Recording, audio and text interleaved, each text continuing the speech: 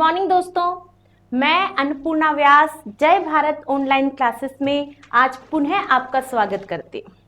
दोस्तों, कल की क्लास के अंदर हमने देखा था कि राजस्थान के इतिहास का प्रारंभ करने से पहले राजस्थान के इतिहास की शुरुआत कहाँ से हुई थी। तो दोस्तों, हमने देखा कि राजस्थान के इतिहास की शुरुआत राजपूत काल से बताई है मैंने, और इतिहास का जो प्रारंभ बताया है मैंने आपको वो सभ्यताओं के काल से बताया है। तो दोस्तों, राजपूत काल से प्रारंभ होने वाले इस राजपूताना क्षेत्र को राजस्थान, रायथान और रजवाड़ा, इन शब्दों का जो प्रयोग किया गया है, इन शब्दों का प्रयोग किस तरीके से किया गया है, हमारे भारत सोन चिड़ैया कहलाने वाले इस देश को राजपूताना शब्द किसने कहा है दोस्तों, इसकी जानकारी मैं आपको दे चुकी हूं कि विलियम फ्रैंकलिन ने 1805 ईस्वी के अंदर लिखित रूप से इसका प्रयोग किया है, और 1800 ईस्वी के अंदर जॉर्ज थॉमस ने मौखिक रूप से इसका प्रयोग किया है। और इसका क्वेश्चन आपके रिसर्च असिस्टेंट 2016 के अंदर ये सवाल भी पूछा गया है दोस्तों कि राजपूताना शब्द का सर्वप्रथम प्रयोग अपनी कृति में किसने किया है। तो ये जवाब आपको देना है, कर्नल जेम्स टोड ने राजस्थान शब्द का प्रयोग किया है और राजपूताना शब्द का प्रयोग विलियम फ्रैंकलिन ने किया है। तो दोनों ही शब्दों का अलग अलग प्रयोग अलग अलग कृति के अंदर हो रहा है, और इस सवाल को आपको अपने अंदर ध्यान रखना है दोस्तों। ठीक है, तो हमने जो बताया दोस्तों कि राजपूत काल से जो राजस्थान का प्रारंभ हुआ है, उस राजपूत काल का अध्ययन हमें कहां से करना है। 1 नवंबर 1956 को जो राजस्थान हमारे सामने आया है, क्या वह राजस्थान पहले ऐसा ही था? तो इस बात के ऊपर दोस्तों हम चर्चा कर रहे थे। तो मैंने आपको बताया कि राजस्थान का जो 1 नवंबर 1956 को आपके सामने वर्तमान स्वरूप तैयार होकर आया है, उससे पहले दोस्तों हमारे राजस्थान में 19 रियासतें, 3 ठिकाने और एक चीफ कमिश्नरी प्रांत हुआ करता था। और इन 19 रियासतों के अंदर जिन राजवंशों ने राज किया, उन सब की जानकारी हम ले चुके हैं। तो दोस्तों, वो राजवंश कौन थे? वो राजवंश राजपूत काल से था। तो दोस्तों, हमारा अगला टॉपिक जो उठता है वो ये है राजपूतों की उत्पत्ति के मत। आखिर राजपूताना क्षेत्र के अंदर राज करने वाले राजवंश राजपूतों की उत्पत्ति कहां से हुई है। तो अगला टॉपिक डालेंगे दोस्तों आप, राजपूतों की उत्पत्ति के मत।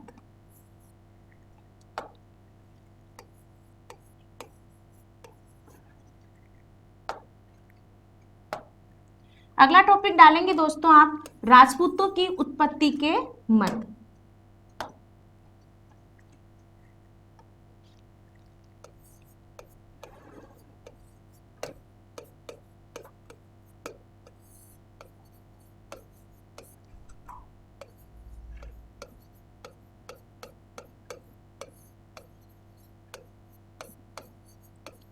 राजपूतों की उत्पत्ति के मत। दोस्तों, राजपूतों की उत्पत्ति के मत से हमारा ये मतलब है कि आखिर राजपूतों की उत्पत्ति कहां से हुई है। तो दोस्तों, सबसे पहले हम देखते हैं, हमारे बीच में राजस्थान के एक प्रमुख इतिहासकार हैं डॉक्टर गौरी शंकर हीराचंद ओझा। पहले इतिहासकार कौन है दोस्तों? डॉक्टर गौरी शंकर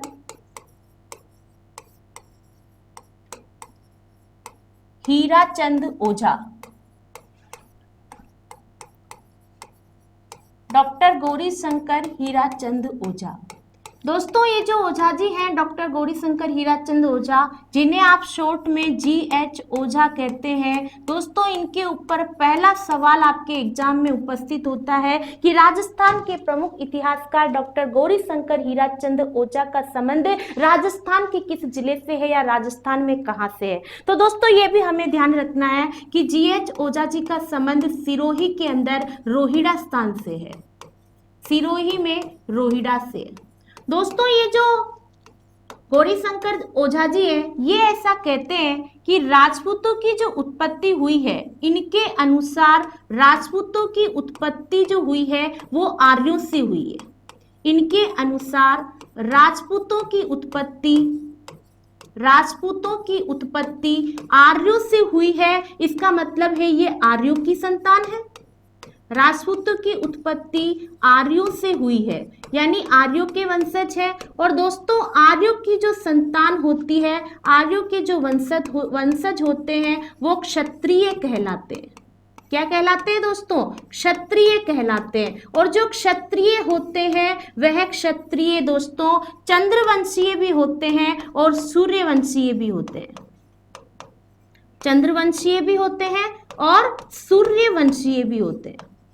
तो दोस्तों हमें ये ध्यान रखना है कि जीएच ओझा जी ने क्या मत दिया है। तो गौरीशंकर हीराचंद ओझा जी का ऐसा कहना है कि राजपूतों की जो उत्पत्ति हुई है वह आर्यों से हुई है। यानी राजपूत किनकी संतान है? आर्यों की संतान है। और आर्यों की संतान क्या कहलाती है? क्षत्रिय कहलाती है। और क्षत्रिय क्या होते हैं दोस्तों? चंद्रवंशीय और सूर्यवंशीय होते हैं। तो पहला मत दोस्तों हमारे सामने ये है। इसके बाद में दूसरा मत लेंगे हम। दूसरे मत के अंदर दोस्तों आपने एक प्रसिद्ध इतिहासकार का नाम सुना है, नयन चंद्र सूरी। ये साहित्यकार है दोस्तों। नयन चंद्र सूरी ने एक पुस्तक लिखी है हम्मीर महाकाव्य। हम्मीर महाकाव्य। और जयानक भट्ट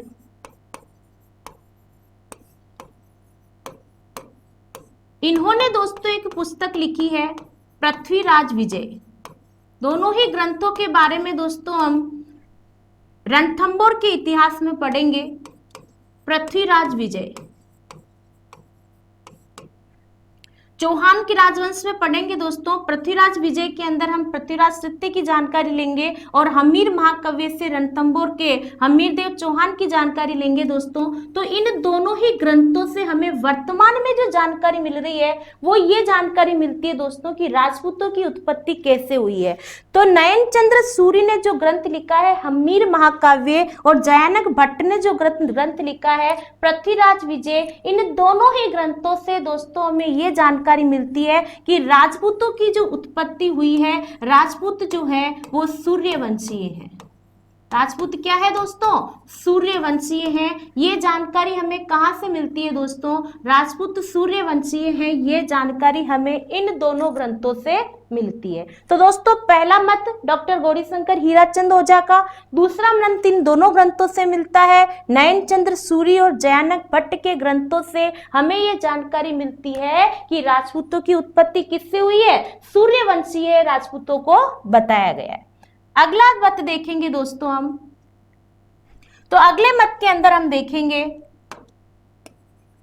अगले मत में डॉक्टर D.R. भंडारकर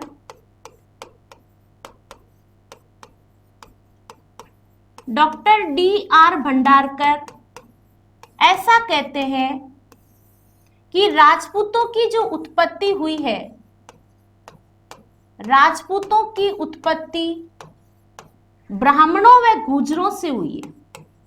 राजपूतों की उत्पत्ति ब्राह्मणों व गुर्जरों से हुई है। ये जानकारी कौन दे रहा दोस्तों हमें? तो ब्राह्मणों व गुर्जरों से हुई है, ये डॉक्टर D.R. भंडारकर कह रहे हैं। और ब्राह्मणों से हुई है, इस बात का समर्थन कौन करता है दोस्तों? तो इस बात का समर्थन करते हैं डॉक्टर गोपीनाथ शर्मा। इस बात का समर्थन कौन करते हैं दोस्तों? डॉक्टर गोपीनाथ शर्मा इस बात का समर्थन करते हैं कि हाँ, राजपूतों की उत्पत्ति किससे हुई है? राजपूतों की उत्पत्ति ब्राह्मणों और गुर्जरों से हुई है। तो ये हमारे सामने एक प्रमुख मत आता है कि राजपूतों की उत्पत्ति ब्राह्मणों से हुई है। यह मत किसने दिया है? Doctor D.R. भंडारकर ने दिया है। अगला मत देखेंगे दोस्तों हम। तो अगला मत आता है हमारे सामने कर्नल जेम्स टोड का।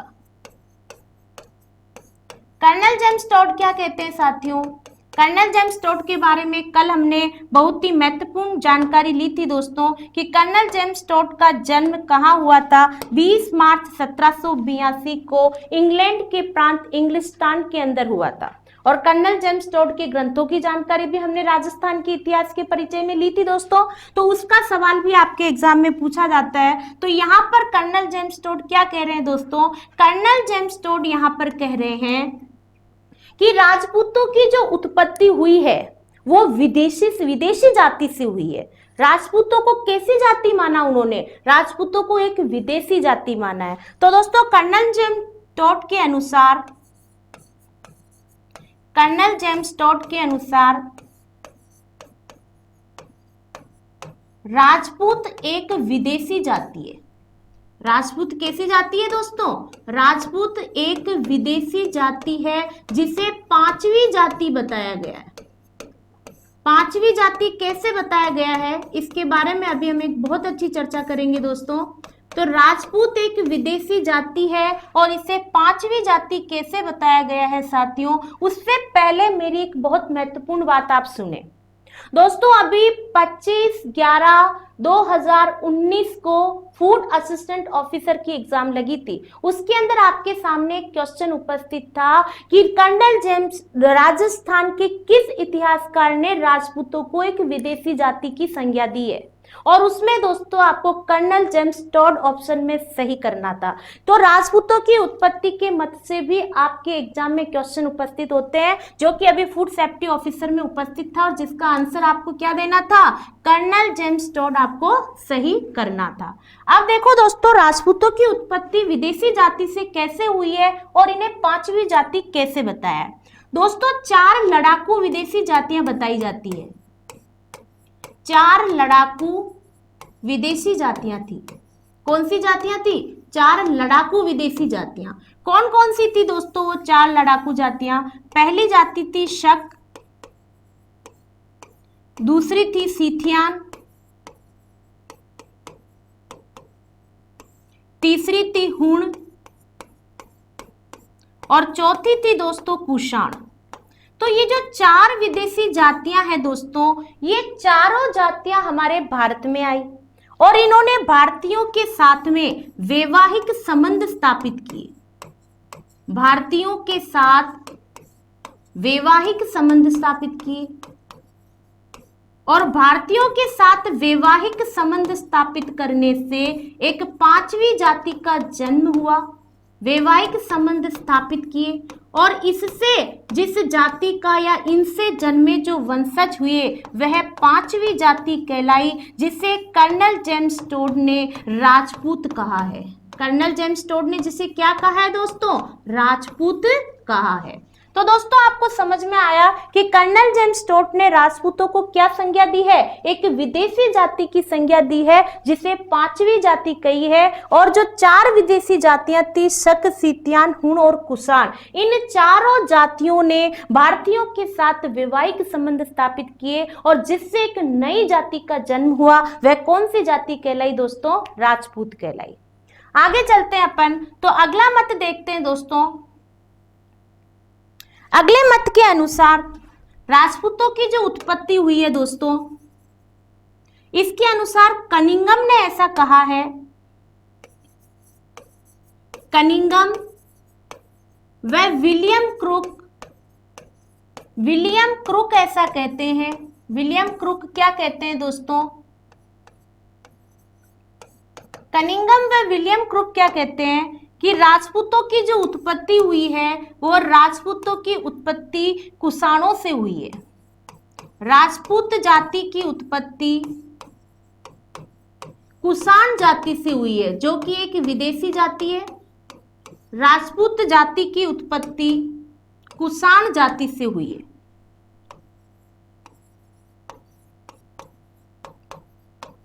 राजपूत जाति की उत्पत्ति किससे हुई है? कुषाण जाति से बताइए। किसने बताई है दोस्तों? ये कनिंघम और विलियम क्रुक ने ये बात हमें बताई है। अगले इतिहासकार को देखेंगे तो वी.ए. स्मिथ ऐसा कहते हैं दोस्तों। वी.ए. स्मिथ राजपूतों की उत्पत्ति के मत के बारे में ऐसा कहते हैं कि राजपूतों की उत्पत्ति हुणों से हुई है। राजपूतों की उत्पत्ति हुणों से हुई है। किससे हुई है दोस्तों? हुणों से हुई है।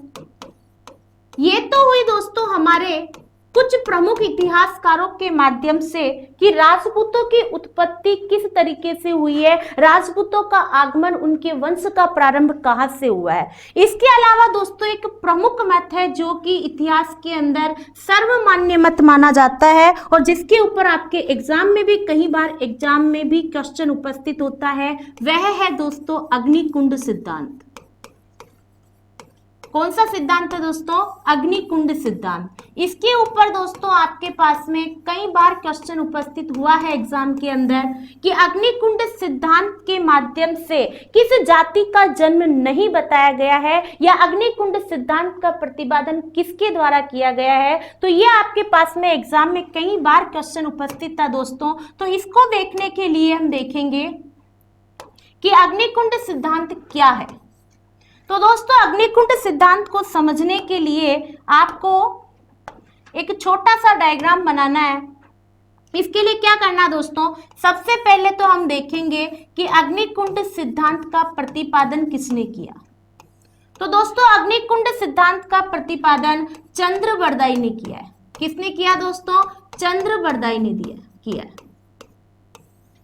ये चंद्रबरदाई कौन है दोस्तों, जानते हैं आप? पृथ्वीराज तृतीय के दरबारी कवि थे जो गजनी गए थे, ठीक है, जिनके लिए एक बहुत ही अच्छा दोहा प्रसिद्ध है, जिन्होंने जो दोहा बोला था 4 बास 24 गज अंगुल अष्ट प्रमाण ता ऊपर सुल्तान है मत चूके रे चौहान। तो ये वही चंद्रबरदाई है दोस्तों। इन्होंने एक ग्रंथ लिखा है जिसका नाम है पृथ्वीराज रासो। पहले जो ग्रंथ देखा है साथियों वो अपन ने पृथ्वीराज विजय देखा है जो कि जयानक भट्ट ने लिखा है। अभी जो अपन ग्रंथ देख रहे हैं पृथ्वीराज रासो देख रहे हैं जो किसने लिखा है? चंद्रबरदाई ने लिखा है। लेकिन दोस्तों इन्होंने इसे अधूरा ही लिखा था, इसे पूरा इनके बेटे ने किया, पूरा बेटे जलहन ने किया। इनके बेटे का नाम है दोस्तों जलहन, तो इसे पूरा बेटे जलहन ने किया। किसने किया दोस्तों? बेटा जलहन ने किया। इसी के साथ दोस्तों इस ग्रंथ को जो प्रसिद्धि दिलाई है, इस ग्रंथ को प्रसिद्ध किसने किया है? तो इस ग्रंथ को प्रसिद्ध कर्नल जेम्स टॉड ने किया है। इस ग्रंथ को प्रसिद्ध कर्नल जेम्स टॉड ने किया है। इस ग्रंथ को प्रसिद्ध किसने किया दोस्तों? कर्नल जेम्स टॉड ने किया है। इस ग्रंथ को प्रसिद्ध कर्नल जेम्स टॉड ने किया। इसी के साथ देखेंगे दोस्तों कि ये अग्निकुंड सिद्धांत है क्या। तो अग्निकुंड सिद्धांत को देखने के लिए दोस्तों एक मुनि वशिष्ठ हुए थे।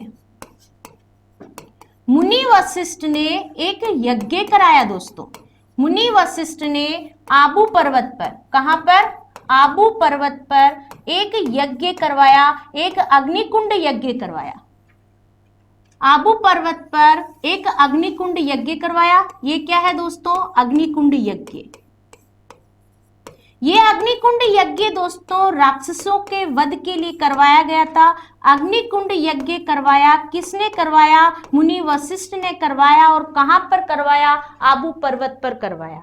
तो दोस्तों ये जो अग्निकुंड यज्ञ करवाया, यह यज्ञ राक्षसों के वध के लिए करवाया गया था, राक्षसों के संहार के लिए करवाया गया था। राक्षसों के संहार के लिए यह यज्ञ करवाया गया था, संहार के लिए करवाया। दोस्तों इस यज्ञ के माध्यम से, इस अग्निकुंड यज्ञ से 4 जातियां उत्पन्न हुई, 4 जातियां प्रकट हुई इस अग्निकुंड यज्ञ के माध्यम से। तो जो पहली जाति उत्पन्न हुई दोस्तों वह प्रतिहार कहलाए। दूसरी जाति जो उत्पन्न हुई वह परमार कहलाए। जो चौथी जाति उत्पन्न हुई दोस्तों वो चालुक्य और सोलंकी कहलाए। चालुक्य और सोलंकी कहलाए। और जो अगली जाति उत्पन्न हुई दोस्तों वह चौहान कहलाए। तो दोस्तों इस तरीके से आबू पर्वत के ऊपर जो अग्निकुंड यज्ञ हुआ, उस अग्निकुंड यज्ञ के माध्यम से 4 जातियां उत्पन्न होकर के हमारे सामने आती है। कौन कौन सी दोस्तों? प्रतिहार, परमार, चालुक्य और चौहान। तो दोस्तों ये होते हैं आपके सामने राजपूतों की उत्पत्ति के मत। एक बार वापस देख लीजिए आप। सबसे पहले एक महत्वपूर्ण जो सिद्धांत है वह है अग्निकुंड सिद्धांत, जिसे इतिहास में सबसे सर्वमान्य मत माना गया है। आप चाहे तो दोस्तों इसका स्क्रीनशॉट भी ले सकते हैं अच्छे से और साथ में नोट भी कर सकते हैं कि अग्निकुंड सिद्धांत का प्रतिपादन किसने किया है? चंद्रबरदाई ने किया है। इस ग्रंथ को किसने लिखा है? पृथ्वीराज रासो ने लिखा है। पृथ्वीराज रासो ग्रंथ है जिसे चंद्रबरदाई ने लिखा है और इसे पूरा किसने किया है? चंद्रबरदाई के बेटे जलहन ने इसे पूरा किया है। और इस ग्रंथ को प्रसिद्ध किसने किया है? कर्नल जेम्स टॉड ने किया है। यह दोस्तों इतिहास में सर्वमान्य मत माना गया है। सबसे ज्यादा राजपूतों की उत्पत्ति के महत्व का मत कौन सा है दोस्तों? तो अग्निकुंड सिद्धांत है। यह कैसे हुआ दोस्तों? आबू पर्वत पर मुनि वशिष्ठ ने जो यज्ञ करवाया, उस यज्ञ से 4 राजपूत जातियां उत्पन्न होकर के आपके सामने आती है। उसके पहले जो मत देखा दोस्तों, वो ये है कि कनिंगम व विलियम क्रुक ने राजपूत जाति की उत्पत्ति किससे बताई है? कुषाण जाति से बताई है। वी.ए. स्मिथ ने राजपूत जाति की उत्पत्ति किससे बताई है? हूणों से बताई है। उसके पहले दोस्तों हमने एक बहुत ही महत्वपूर्ण मत देखा कर्नल जेम्स टॉड का। कर्नल जेम्स टॉड ने राजपूतों की उत्पत्ति किससे बताई है? विदेशी जाति से बताई है। विदेशी जाति कैसे आई दोस्तों? शक, सीतियान, हुन और कुषाण, इन 4 जातियों का भारतीयों के साथ जो वैवाहिक संबंध स्थापित हुआ, उससे राजपूत जाति की उत्पत्ति बताई गई है। Doctor D R. भंडारकर क्या कहते हैं दोस्तों कि राजपूतों की उत्पत्ति किससे हुई है? ब्राह्मणों से हुई है। और इसका समर्थन कौन करता है दोस्तों? डॉक्टर गोपीनाथ शर्मा करते हैं। उसके पहले एक बहुत ही महत्वपूर्ण मत देखा अपन ने, नयन चंद्र सूर्य और जयानक भट्ट ने अपने ग्रंथों के अंदर क्या कहा है? सूर्यवंशीय कहा। किसे कहा है? राजपूतों को क्या बताया दोस्तों? सूर्यवंशीय बताया है। और डॉक्टर गौरीशंकर हीराचंद ओझा ने राजपूतों की उत्पत्ति किससे बताई है दोस्तों? आर्यों से बताई है। ठीक है दोस्तों, उम्मीद करती हूँ यहाँ तक आपको समझ में आया होगा। और समझ में आया दोस्तों तब अपन आगे बढ़ते हैं। समझना तो पड़ेगा ही दोस्तों, क्योंकि वो कहते हैं ना, परिंदे ने कहा पंख खोल दे, जमी नहीं है मंजिल मेरी, पूरा आसमान बाकी है, बिना संघर्षों के चमक नहीं मिलती, जितनी गहराई अंदर है बाहर उतना ही तूफान बाकी है। तो दोस्तों अब अपन एक नई शुरुआत करते हैं। यहां तक हमने जो अध्ययन किया दोस्तों, वो एक बेसिक परिचय था कि राजस्थान का प्रारंभ कैसे हुआ, राजस्थान के इतिहास की शुरुआत कैसे हुई, और राजस्थान के इतिहास की शुरुआत जो राजपूत काल से अपन ने देखी है, वह राजपूत काल के अंदर राजपूत जाति की उत्पत्ति कहां से हुई और कैसे हुई, यहां तक अपन ने अध्ययन किया। तो अब भारत देश के इस राजस्थान प्रदेश के अंदर दोस्तों जगह जगह इन रियासतों के अंदर राजपूत काल के राजवंश यहां पर राज करते हैं। तो दोस्तों अब हम चल रहे हैं राजस्थान के एक ऐसे राजवंश की ओर लेकर चल रही हूं दोस्तों, राजस्थान की धरती का वह राजवंश दोस्तों जहां पर वीर शिरोमणि महाराणा प्रताप ने जन्म लिया। हम राजस्थान की धरती के उस राजवंश की ओर चल रहे हैं दोस्तों, जहां पर एक ओर मुगल बादशाह अकबर के विशाल साम्राज्य था और दूसरी ओर एक छोटी सी रियासत और छोटा सा राज्य होने के बावजूद भी उस वीर शिरोमणि महाराणा प्रताप ने अपनी स्वतंत्रता बनाए रखने के लिए मुगलों के आगे कभी अपना सर नहीं झुकाया। दोस्तों अब मैं आपको राजस्थान के उस राजवंश की ओर लेकर चल रही हूं जिस राजवंश के अंदर महाराणा कुंभा, महाराणा सांगा और महाराणा राज सिंह के जैसे वीर योद्धाओं ने जन्म लिया है। दोस्तों आज हम राजस्थान की धरती के उस राजवंश की ओर चल रहे हैं जहां पर रानी पद्मावती, रानी कर्मावती जैसी वीरांगनाओं ने अपने स्वाभिमान, अपने सतीत्व और अपने आत्मसम्मान की रक्षा के लिए जिंदा अग्नि को गले लगा लिया। तो आइए दोस्तों आज हम उस राजवंश की शुरुआत करते हैं और उस राजवंश का प्रमुख नाम देखते हैं दोस्तों। उस राजवंश का नाम है मेवाड़ वंश। दोस्तों अब हम राजस्थान की धरती के इस महत्वपूर्ण राजवंश का अध्ययन करने जा रहे हैं। दोस्तों मेवाड़ वंश, मेवाड़ वंश को देख नाम सुनते ही दोस्तों एक अजीब सा गौरव महसूस होता है। तो दोस्तों आखिर ये मेवाड़ वंश का नाम मेवाड़ कैसे पड़ा? मेवाड़ वंश क्या है? मेवाड़ वंश की उत्पत्ति कहां से हुई है? सबसे पहले हम इस बात की ओर चलते हैं। मेवाड़ वंश, जिस वंश को हम पढ़ने जा रहे हैं उस नाम का मतलब हमें पता होना चाहिए दोस्तों। तो हम जा रहे हैं मेवाड़ वंश की ओर दोस्तों। तो सबसे पहले हम देखेंगे कि मेवाड़ के जो प्राचीन नाम है वो क्या है। मेवाड़ वंश के जो प्राचीन नाम है वो क्या है दोस्तों। तो मेवाड़ को दोस्तों शिवी जनपद भी कहा जाता है। क्या कहा जाता है दोस्तों? शिवी जनपद भी कहा जाता है।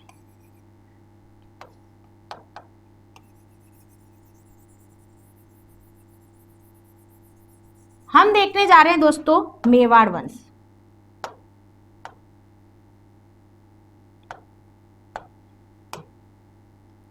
ये है आपका मेवाड़। ये क्या है दोस्तों? आपका मेवाड़। ठीक है। मेवाड़ के अंदर देखेंगे दोस्तों कि मेवाड़ का जो उपनाम है, इस क्षेत्र को क्या कहा जाता है? इसको शिवी जनपद कहा जाता है दोस्तों। इसे शिवी जनपद क्यों कहा गया है? क्योंकि महाभारत काल के अंदर क्षेत्रों को जनपद के नाम से जाना जाता था। तो दोस्तों इसे शिवी जनपद भी कहा जाता है। और शिवी जनपद का संबंध एक शिवी जाति से भी है। वो किस तरीके से है अभी हम उसके ऊपर चर्चा करेंगे दोस्तों। तो इसे शिवी जनपद भी कहा जाता है और इसे शिवी जाति के कारण शिवी जनपद कहा जाता है दोस्तों। इसे संस्कृत में मेदपाट कहा जाता है। संस्कृत में क्या कहा जाता है? मेवाड़ को मेदपाट कहा जाता है।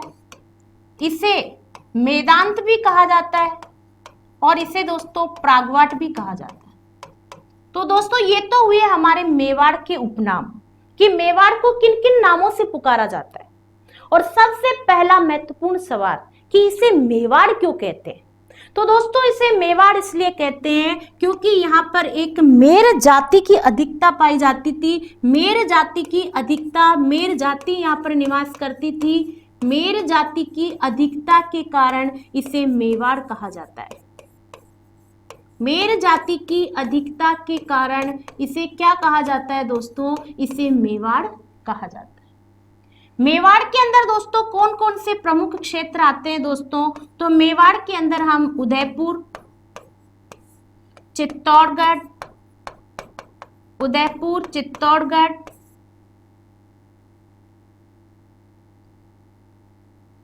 भीलवाड़ा, राजसमंद, भीलवाड़ा, राजसमंद और प्रतापगढ़ का आंशिक क्षेत्र आता है, आंशिक प्रतापगढ़। तो ये क्षेत्र दोस्तों किस क्षेत्र के अंदर आते हैं? ये क्षेत्र आप मेवाड़ के अंदर पढ़ते हैं। ठीक है दोस्तों। तो ये हुआ हमारे एक मेवाड़ की छोटी सी जानकारी कि मेवाड़ क्या है, मेवाड़ क्षेत्र को किस नाम से पुकारा जाता है दोस्तों। तो मेवाड़ को शिवी जनपद कहा गया है महाभारत काल में और मेवाड़ को मेदपाट कहा जाता है संस्कृत में। इसे प्रागवाट भी कहा जाता है। और मेवाड़ का जो नाम मेवाड़ पड़ा है वो मेर जाति की अधिकता के कारण पड़ा है। मेर जाति हमारे यहाँ पर क्यों आकर के बसी थी दोस्तों, तो इसके ऊपर हम एक छोटी सी चर्चा करते हैं साथियों। हम दो महत्वपूर्ण मतों के बारे में डिस्कस करते हैं कि एक तो मेवाड़ को शिवी जनपद क्यों कहा जाता है और एक मेवाड़ को मेवाड़ कहते हैं। तो मेर जाति यहाँ पर ज्यादा क्यों निवास कर रही थी। तो दोस्तों ये है हमारे सामने एक प्यारा सा राजस्थान। ये हमारा प्यारा रंगीला राजस्थान। कौन सा राजस्थान है ये? प्यारा राजस्थान।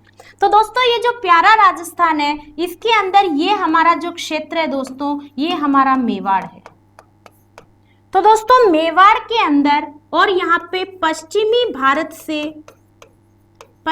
भारत के इधर से दोस्तों बाहर से अरबी आक्रमणकारी आया करते थे जिन्हें हम मलेच्छा कहा करते थे। तो दोस्तों ये जो मलेच्छे थे ये दोस्तों इनका कार्य राज करना नहीं था। ये आते थे, लूटपाट करते थे और चले जाते थे। तो दोस्तों एक मेर जाति जो मेवाड़ में निवास करती थी दोस्तों, ये मेर जाति इन मलेच्छों से समय समय पर संघर्ष किया करती थी। मलेच्छे बार बार दक्षिणी राजस्थान के ऊपर आक्रमण किया करते थे और मेर जाति इन मलेच्छों से संघर्ष किया करती थी, लेकिन संघर्ष करते करते मेर जाति ने मेवाड़ नहीं छोड़ा। ये मेवाड़ की रक्षा करते हुए यहीं पर अपना अस्तित्व बनाते हुए यहीं पर निवास करती रही। इसी मेर जाति के नाम के कारण ही इस क्षेत्र का नाम क्या पड़ा? मेवाड़ पड़ा। ठीक है दोस्तों, तो ये तो एक छोटी सी चर्चा की इसको मेर जाति की अधिकता के कारण आपने मेवाड़ कैसे कहा। आप देखेंगे दोस्तों कि इसे शिवी जनपद, शिवी क्षेत्र या प्रागवाट क्षेत्र हम इसे क्यों कहते हैं। तो दोस्तों हमारे भारत, पाकिस्तान किसी समय हमारे भारत का ही हिस्सा हुआ करता था? नहीं हुआ करता था, हुआ करता था, भारत का ही हिस्सा हुआ करता था। इसके लिए एक बहुत अच्छी बात भी सुनते हैं हम कि जो गलती माफ करता है वो हिंदुस्तानी होता है, जो छुप कर वार करता है वो पाकिस्तानी होता है, न कोई झूठ न कोई तरफदारी, जो खुलकर प्यार करता है वो राजस्थानी होता है। तो ठीक है दोस्तों, हम देखते हैं कि पाकिस्तान के अंदर जब पाकिस्तान हमारे भारत का ही हिस्सा हुआ करता था दोस्तों, पाकिस्तान जब भारत का हिस्सा हुआ करता था तो उस समय पाकिस्तान के अंदर पंजाब प्रांत में एक जंग नाम का जिला हुआ करता था। पंजाब प्रांत में एक जंग नाम का जिला हुआ करता था और इस जंग जिले में दोस्तों शिवी नाम की एक जाति निवास किया करती थी। शिवी जाति यहाँ पर क्या करती थी दोस्तों? निवास करती थी। तो जब ये शिवी जाति यहाँ पर निवास करती थी उस समय दोस्तों मकदूनिया का शासक अलेक्जेंडर सिकंदर हुआ करता था। मकदूनिया का शासक अलेक्जेंडर, जिसे सिकंदर हुआ करता था, इसने दोस्तों यहां जंग जिले के ऊपर शिवी जाति पर आक्रमण कर दिया और ये शिवी जाति जब मकदूनिया की सेना से युद्ध नहीं लड़ पा रही थी तो शिवी जाति अपना क्षेत्र छोड़ करके हमारे भारत में राजस्थान के इस मेवाड़ क्षेत्र में आकर बस जाती है दोस्तों। और तभी से ये शिवी जाति यहाँ पर रहते हुए मलेच्छों के साथ संघर्ष करते हुए इस मेवाड़ क्षेत्र में निवास करती है। तब से इस क्षेत्र को शिवी क्षेत्र या प्रागवाट कहा जाता है। ठीक है दोस्तों, तो ये होती है हमारे पास में मेवाड़ के नाम की उत्पत्ति के मत कि जो मेवाड़ क्षेत्र है उससे मेवाड़ क्यों कहा जा रहा है दोस्तों। तो सबसे पहली बात एग्जाम की नजर से इतना सा ध्यान रखना है कि मेर जाति की अधिकता के कारण इसे हम मेवाड़ कहते हैं। और मेवाड़ की उपनाम क्या क्या है? शिवी, प्रागवाट, मेदांत और मेवाड़। तो ये नाम हमें ध्यान रखने दोस्तों। ये आपके बेसिक जानकारी के लिए मैंने आपको बताया कि आखिर मेवाड़ के हिस्से कौन कौन से हैं और किस तरीके से किन नामों से मेवाड़ को पुकारा जाता है। ठीक है दोस्तों, तो ये होती है आपके पास में विशेष जानकारी मेवाड़ की। अब देखते हैं दोस्तों मेवाड़ वंश के अंदर, मेवाड़ वंश में आगे चलते अपन। तो दोस्तों आप एक बहुत ही महत्वपूर्ण हेडिंग डालेंगे, चित्रकूटगढ़। चित्रकूटगढ़ हेडिंग डालेंगे दोस्तों आप, चित्रकूटगढ़। दोस्तों चित्रांगद मौर्य ने 7वीं शताब्दी में, चित्रांगद मौर्य ने 7वीं शताब्दी में चित्रकूट पहाड़ी के मेसा पठार पर, चित्रकूट पहाड़ी के मेसा पठार पर चित्तौड़गढ़ दुर्ग का निर्माण करवाया। चित्तौड़गढ़ दुर्ग का निर्माण करवाया। दोस्तों चित्तौड़गढ़ दुर्ग की बहुत सारी गाथाएं हैं। चित्तौड़गढ़ दुर्ग में बहुत सारे दार्शनिक स्थल हैं और चित्तौड़गढ़ दुर्ग दोस्तों हमारे राजस्थान का एक ऐसा दुर्ग है दोस्तों जहाँ की मिट्टी से एक अजीब ही वीरता की खुशबू आती है। लेकिन दोस्तों इस दुर्ग के बारे में चर्चा जब हम राजस्थान कल्चर पढ़ेंगे तब दुर्ग के अंदर करेंगे दोस्तों। यहाँ पर सिर्फ हम ये जानकारी लेना चाह रहे हैं कि मेवाड़ वंश जो है उन्होंने किस दुर्ग के अंदर रह कर के राज किया, या मेवाड़ वंश का संबंध महत्वपूर्ण रूप से राजस्थान के किस दुर्ग से है, इसलिए अपन ने चित्तौड़गढ़ दुर्ग की चर्चा यहाँ पर करी है। तो दोस्तों मेवाड़ वंश या मेवाड़ के ऊपर सर्वप्रथम किन्होंने राज किया दोस्तों? सबसे पहले यहाँ पर मौर्य शासकों ने राज किया। मेवाड़ पर सबसे पहले किन्होंने राज किया? मौर्य शासकों ने राज किया। मौर्य शासकों के बाद में दोस्तों यहाँ पर गुहिल वंश ने राज किया। मौर्य शासकों के बाद में यहाँ पर किसने राज किया? गुहिल वंश ने राज किया। और गुहिल वंश ने दोस्तों दो शाखाओं में राज किया है, राणा शाखा और रावल शाखा। राणा शाखा और रावल शाखा, ये दोनों शाखाएं किस तरीके से आई इसके ऊपर चर्चा दोस्तों अपन जब आगे से आगे शासक पढ़ते जाएंगे तब मैं आपको चर्चा करूंगी कि मेवाड़ का राजवंश दो शाखाओं में कहां से विभाजित हो रहा है। लेकिन अभी हमें ये ध्यान रखना है कि मेवाड़ के ऊपर सबसे पहले किसने राज किया? मौर्य शासकों ने राज किया। ठीक है, चित्रांगद मौर्य ने चित्तौड़गढ़ दुर्ग का निर्माण करवाया, तो उसके बाद में यहाँ पर सबसे पहले किन्होंने राज किया? मौर्य शासकों ने यहाँ पर राज किया। उसके बाद में किसने राज किया दोस्तों? गुहिल वंश ने। और गुहिल वंश की दो शाखाएं कौन कौन सी है दोस्तों? राणा शाखा और रावल शाखा। तो दोस्तों सबसे पहले आपके दिमाग में सवाल आ रहा होगा कि मैडम जी ये गुहिल वंश कहां से आया? गुहिल वंश की उत्पत्ति कैसे हुई? गुहिल वंश की शुरुआत कैसे हुई? तो दोस्तों हम इस ओर आगे बढ़ते हैं कि मेवाड़ शब्द जो हमने जाना है उस मेवाड़ के अंदर जो ये गुहिल वंश आया है, गुहिल वंश की उत्पत्ति कहां से हुई है? तो दोस्तों अगला टॉपिक डालिए आप, गुहिल वंश की उत्पत्ति के मत। अगला टॉपिक देखेंगे दोस्तों हम, गुहिल वंश की उत्पत्ति कहां से हुई है, गुहिल वंश कहां से आया है। तो अगला टॉपिक डालेंगे साथियों आप, गुहिल वंश की उत्पत्ति के मत।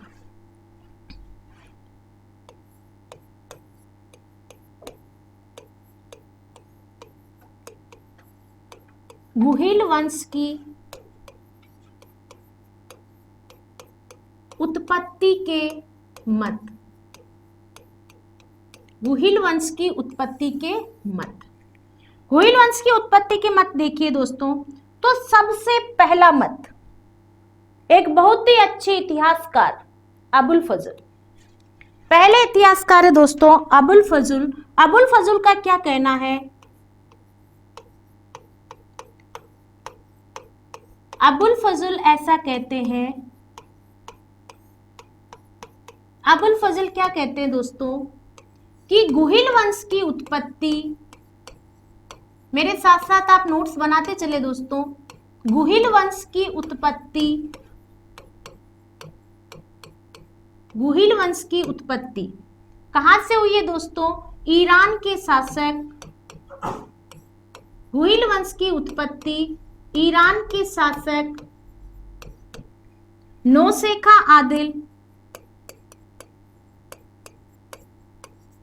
नौशेखा आदिल के वंशज, नौशेखा आदिल के वंशज नौशेजादा से हुई है। ये इनके पुत्र का नाम था दोस्तों,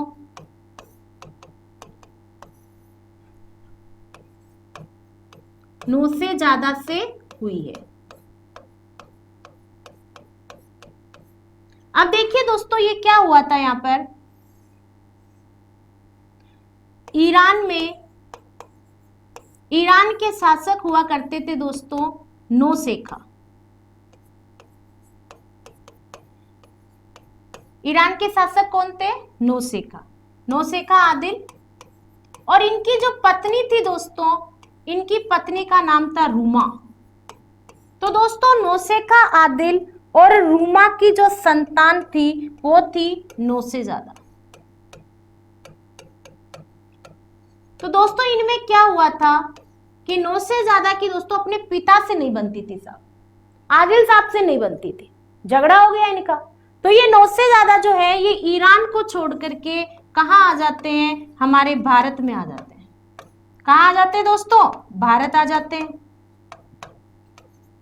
और भारत में आकर के दोस्तों सेना संगठन बनाते हैं, सेना बढ़ाते हैं, अपनी शक्ति बढ़ाते हैं।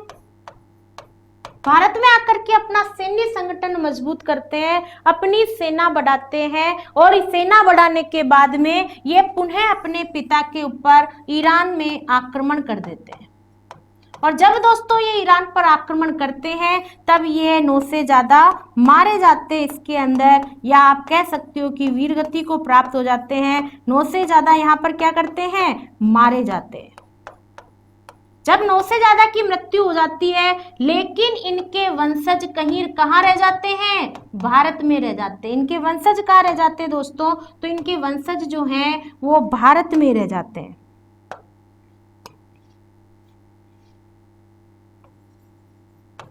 वंशज भारत में रह जाते हैं। तो दोस्तों इस तरीके से इनके जो वंशज भारत में रहे हैं, ये इनके वंशज ही क्या कहलाए हैं, गुहिल कहलाए हैं। ये कौन कह रहा है दोस्तों, अबुल फजल कह रहे हैं। अबुल फजल ने क्या कहा, वापस सुनो एक बार, कि ईरान के शासक है नौसेका आदिल और उनकी पत्नी है रूमा देवी। तो इन दोनों की जो संतान है 9 से ज्यादा, इनकी अपने पिता से नहीं बनती है। पिता से नहीं बनती है तो ये वहां से छोड़ करके भारत आ जाते हैं। भारत में आकर के अपनी सेना शक्ति बढ़ाते हैं और सेना शक्ति बढ़ा करके वापस अपने पिता के ऊपर आक्रमण करने जाते हैं और इस दौरान उनकी मृत्यु हो जाती है। लेकिन उनके वंशज कहां पर छूट गए हैं, भारत में छूट गए हैं। वो भारत में ही निवास करने लगते हैं और उन्हीं की जो उत्पत्ति, उन्हीं के जो वंशज है क्या कहलाए हैं, गुहिल कहलाए हैं। तो ये कौन कह रहा है दोस्तों, अबुल फजल हमें यह जानकारी दे रहे हैं। अगली जानकारी लेंगे दोस्तों अपन। तो अगली जानकारी के अनुसार 977 ईस्वी का आहड़ का शिलालेख, 977 ईस्वी के आहड़ के शिलालेख plus doctor D.R. Bhandarkar, doctor D.R.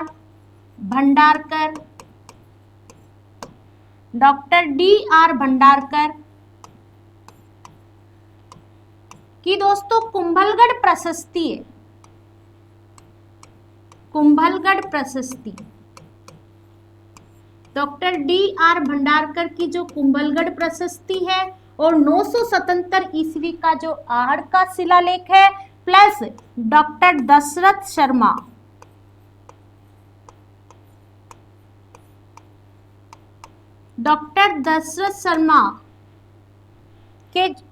के अनुसार,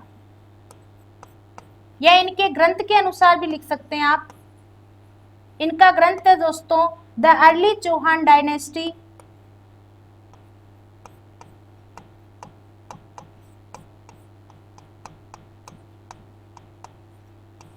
इन तीनों चीजों से हमें एक जानकारी मिलती है।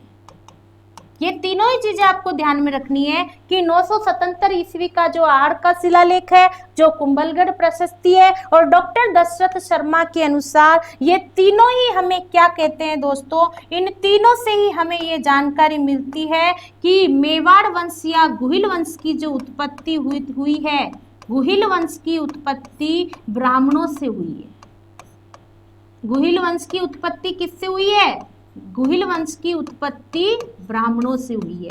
ये जानकारी हमें कौन दे रहा है दोस्तों, ये जानकारी हमें इन तीनों चीजों से मिलती है कि गुहिल वंश की उत्पत्ति ब्राह्मणों से हुई है। ठीक है दोस्तों, आगे चलते हैं अपन। तो अगला मत देखेंगे, गुहिल वंश की उत्पत्ति ब्राह्मणों से हुई है। इसके बाद में डॉक्टर गोपीनाथ शर्मा क्या कहते हैं, डॉक्टर गोपीनाथ शर्मा ऐसा कहते हैं कि गुहिल वंश की उत्पत्ति आनंद नगर बड़ सीकर से हुई है, आनंदपुर बड़नगर सीकर से हुई है। गुहिल वंश की उत्पत्ति,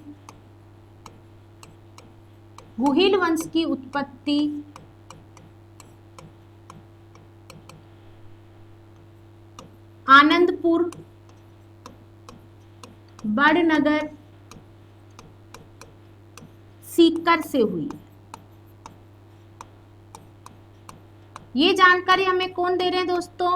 डॉक्टर गोपीनाथ शर्मा दे रहे हैं। ये क्या कह रहे हैं कि भाई आनंद नगर बड़पुर सीकर से, बड़नगर से, सीकर से ब्राह्मणों से हुई है। डॉक्टर गोपीनाथ शर्मा भी ब्राह्मण ही बता रहे हैं। डॉक्टर गोपीनाथ शर्मा भी यही कह रहे हैं कि यहाँ पर ब्राह्मणों से इनकी उत्पत्ति हुई है। और ऊपर का मत भी अपन ने क्या देखा है कि ब्राह्मणों से हुई है।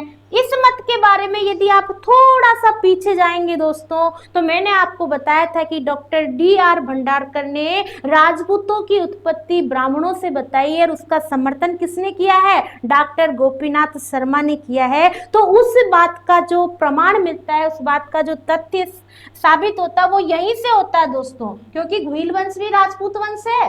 तो राजपूत वंश की उत्पत्ति कहां से बता रहे हैं? ये ब्राह्मणों से बता रहे हैं दोनों ही। और इसका समर्थन कौन कर रहे हैं? डॉक्टर गोपीनाथ शर्मा कर रहे हैं।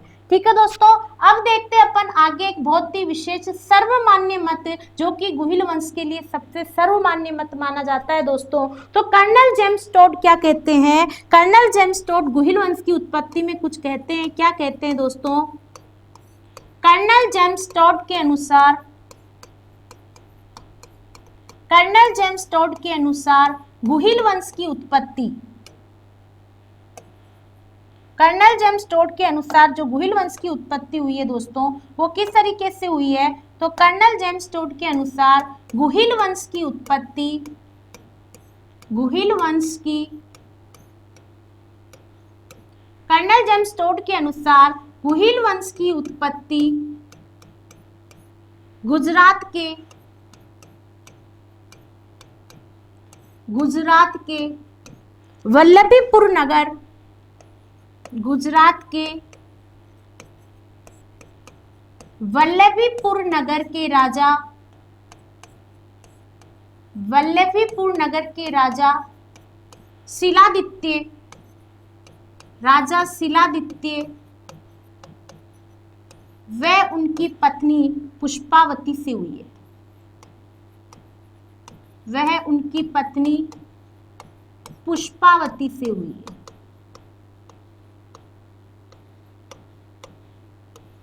पुष्पावती से हुई है। ये जानकारी हमें कौन दे रहा दोस्तों? ये जानकारी हमें कर्नल जेम्स टोड से मिल रही है कि गुहिल वंश की जो उत्पत्ति हुई है वो वल्लभीपुर नगर गुजरात के राजा शिलादित्य और उनकी रानी पुष्पावती के जो वंशज है वही गुहिल वंश कहलाया है। इस बात का आगे मुणोत नैन्सी और गौरीशंकर हीराचंद ओझा भी इस बात का समर्थन करते हैं। किस तरीके से करते हैं दोस्तों? जो कि सबसे सर्वमान्य मत माना जाता है। तो अगली हेडिंग डालें आप, मुणोत नैन्सी व गौरीशंकर हीराचंद ओझा। ये दोनों ही एक तथ्य कहते हैं। क्या कहते हैं? मुणोत नैन्सी, मुणोत नैन्सी और गौरीशंकर हीराचंद ओझा, GH हीराजी ओझा जो है, गौरीशंकर हीराचंद ओझा जी हैं, ये क्या बात कहते हैं? अब दोस्तों कॉपी और पेन को रख दो और अच्छे से सुनो, देखो और समझो। दोस्तों गौरीशंकर हीराचंद ओझा और मुणोत नैन्सी दोनों ही इतिहासकार हमें क्या बात बताते हैं? ये दोनों ही इतिहासकार हमें ये बताते हैं दोस्तों कि हम जानते हैं कितने युग हमारे सामने आते हैं दोस्तों? 4 युग हमारे सामने आते हैं। पहला युग है सतयुग, सतयुग। दूसरा युग आता है दोस्तों त्रेता युग, त्रेता युग। और तीसरा युग आता है दोस्तों द्वापर युग। और चौथा युग आता है जिसमें हम सब निवास करते हैं, कलयुग। कौन सा युग आता है दोस्तों? कलयुग। बाकी के 3 युगों में देवता जन्म लेते थे और देवता निवास करते थे। आज कलयुग है दोस्तों, कलयुग में देवताओं का आगमन नहीं होता है।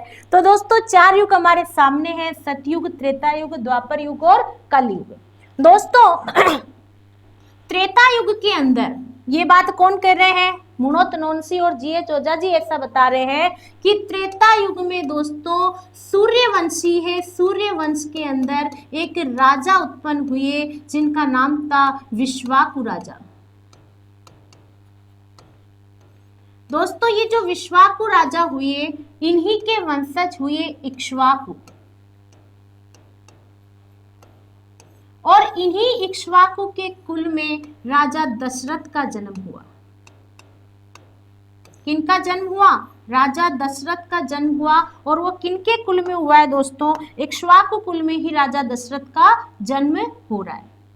तो दोस्तों सूर्यवंश के अंदर, सूर्यवंश में राजा विश्वाकु हुए, उन्हीं के वंशज है इक्ष्वाकु, और इक्ष्वाकु के कुल में ही राजा दशरथ का जन्म हुआ। और राजा दशरथ के बारे में हम सब जानते हैं, इन्हीं के पुत्र थे राजा राम। और दोस्तों राम के वंश में राम के दो पुत्र ने जन्म लिया, जिनका नाम था लव और कुश। यहां तक आप सभी जानते हैं दोस्तों, लव और कुश। ठीक है दोस्तों, तो ये कुश के वंश में और लव के वंश में दोनों ही की वंशज जो आगे जन्मे, कुश के वंश वैसे कछुआ कहलाए, आगे अपन कछुआ राजवंश में पढ़ेंगे, लेकिन इनके वंशज के छठे वंश में, इनके वंश में छठे वंश के अंदर एक राजा हुए जिनका नाम था दोस्तों विजयभूप।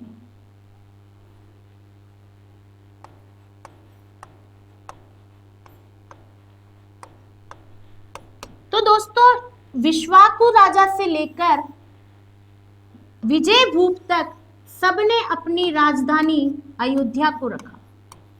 सबने अपनी राजधानी किसे बनाया दोस्तों? अयोध्या को बनाया।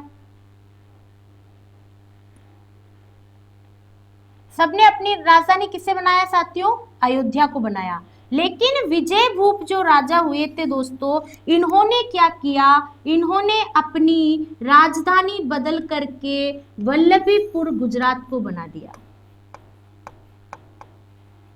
इन्होंने अपनी राजधानी बदल करके कहां बना दिया? वल्लभीपुर गुजरात। देखना ध्यान से अच्छे से कि मुणोत नैन्सी और कर्नल जी.एच. ओझा जी ने 4 युग हमारे सामने बताए हैं, सतयुग, त्रेता युग, द्वापर युग और कलयुग। त्रेता युग के अंदर सूर्यवंश में एक विश्वाकु राजा हुए, उन्हीं के वंशज इक्ष्वाकु, और इक्ष्वाकु के वंशज राजा दशरथ, और राजा दशरथ में ही राजा राम का जन्म हुआ। और राजा राम के 2 पुत्र हुए, लव और कुश। और दोस्तों लव और कुश के वंश में ही राजा विजयभूप का जन्म हुआ, और जिन्होंने अपनी राजधानी वल्लभीपुर गुजरात बनाई। इसके पहले सबकी राजधानी अयोध्या हुआ करती थी। तो दोस्तों ये जो विजयभूप ने वल्लभीपुर गुजरात के अंदर अपनी राजधानी बनाई, इन्हीं के वंश में इन्हीं के पुत्र आगे जन्मे, जिनका नाम था राजा शिलादित्य। इन्हीं के वंश में राजा शिलादित्य का जन्म हुआ।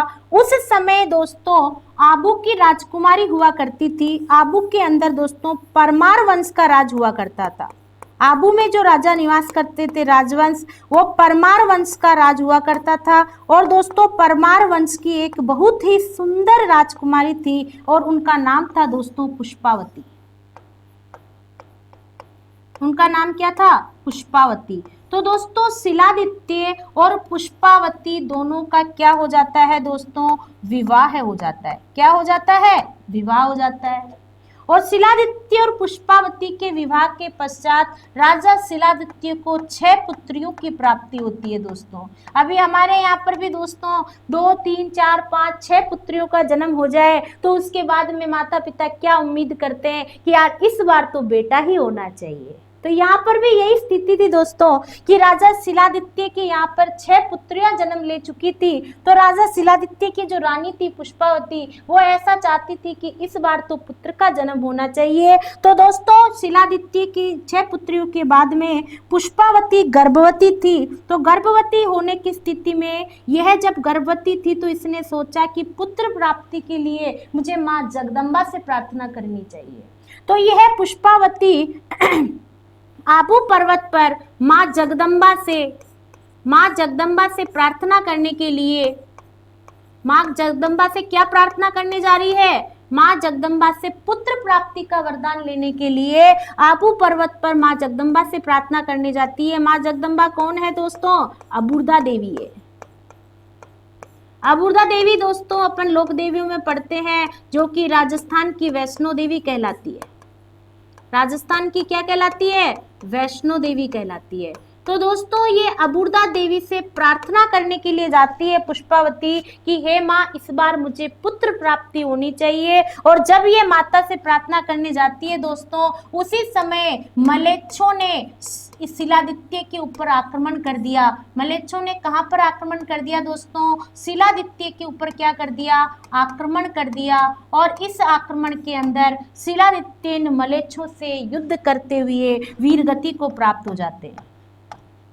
किसको प्राप्त हो जाते हैं? वीरगति को प्राप्त हो जाते हैं। और जब शिलादित्य वीरगति को प्राप्त हो जाते हैं दोस्तों, उस समय पुष्पावती गर्भवती थी।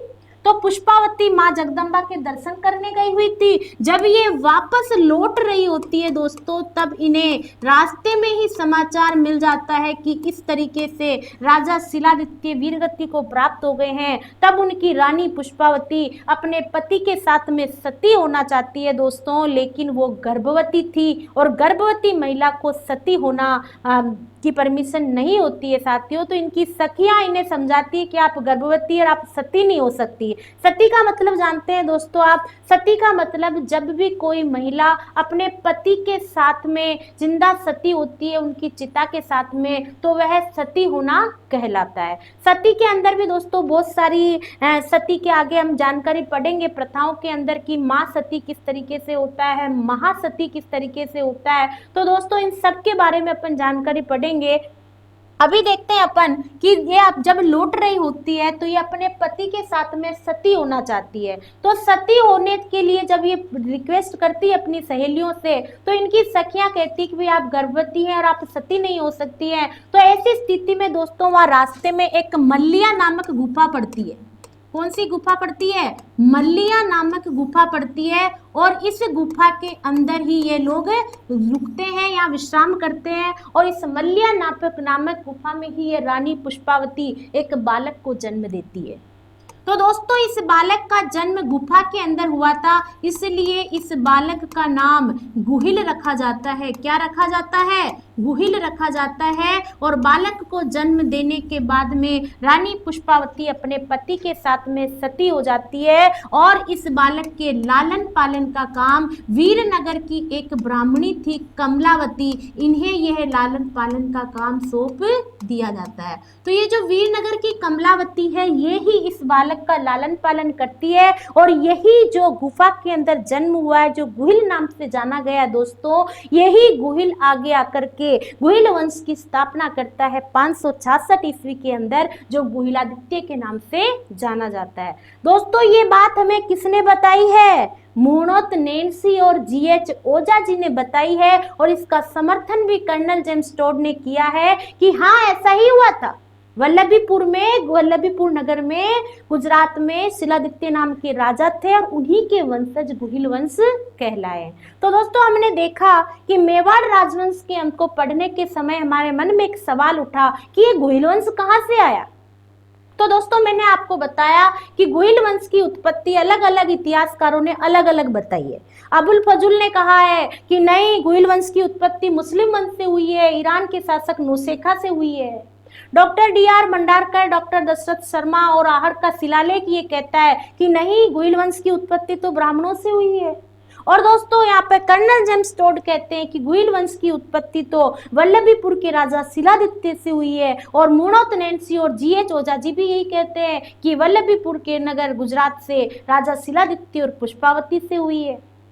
ठीक है दोस्तों, तो ये सारी जानकारी हमारे सामने आती है। लेकिन दोस्तों आपके मन में एक सवाल उठ रहा होगा कि मैडम जी ऐसे कैसे हो सकता है? एक इतिहासकार तो कहता है कि मुस्लिम वंश से हुई है, एक इतिहासकार कहता है कि ब्राह्मणों से हुई है। तो ये अलग अलग जानकारी हमारे सामने उपस्थित होती है।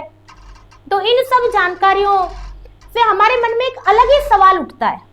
तो इस सवाल का एक बहुत अच्छा क्लियर मैं आपको बताती हूँ दोस्तों कि हमें इस चीज को कैसे अपने मन में इस चीज से हमें संतुष्ट होना है दोस्तों। तो आप देखिए आपके मुणोत नैन्सी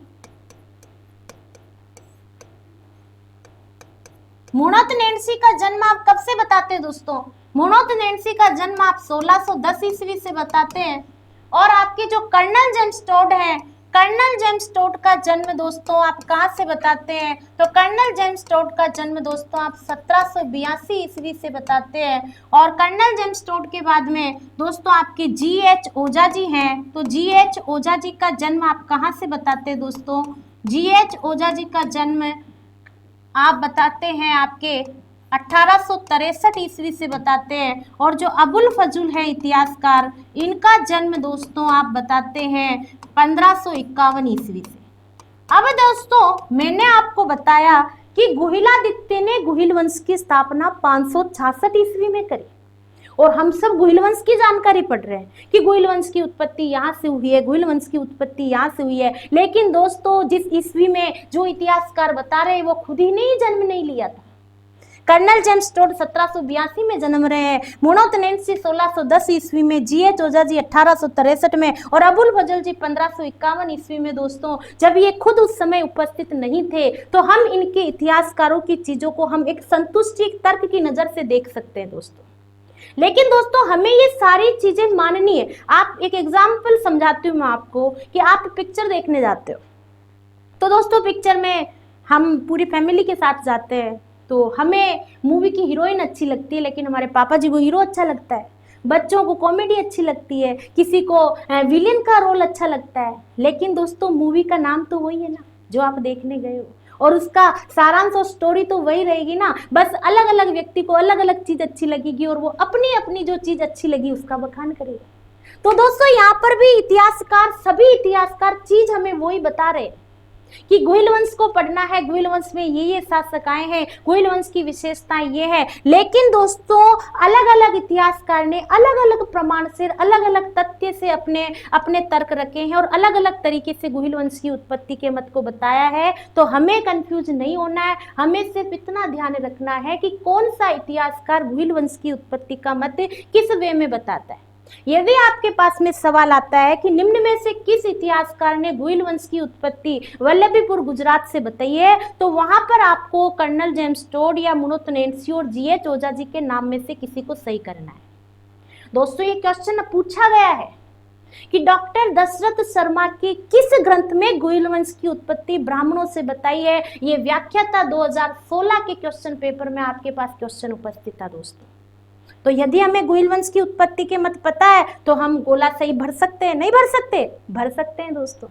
ठीक है दोस्तों, तो आज हमने देखा कि किस तरीके से राजपूतों की उत्पत्ति हुई है और कहां से हम मेवाड़ वंश की शुरुआत, मेवाड़ को किन किन नामों से पुकारा है हमने, और मेवाड़ वंश की उत्पत्ति के मत देखे हैं कि मेवाड़ वंश में जो गुहिल वंश ने राज किया है, गुहिल वंश की उत्पत्ति कहां से हुई है दोस्तों। तो हम इसी दौर के अंदर आगे बढ़ेंगे और अगली क्लास के अंदर हम देखेंगे कि गुहिल वंश में किस किस किन किन वीर शिरोमणि ने जन्म लिया है दोस्तों। गुहिल वंश के अंदर ऐसा भी कहा गया है कि प्रताप का सर कभी नहीं झुका था, प्रताप का सर कभी नहीं झुका था, इस बात से अकबर भी शर्मिंदा था, मुगल कभी चैन से सो नहीं सके थे जब तक मेवाड़ी राणा जिंदा था। तो दोस्तों तब तक अपना ध्यान रखें और सुरक्षित रहें। अगली क्लास के अंदर हम एक बड़े ही जोश के साथ मेवाड़ वंश के शासकों का अध्ययन करेंगे। तब तक ध्यान रखें, सुरक्षित रहें और जय भारत ऑनलाइन क्लासेस से जुड़े रहें।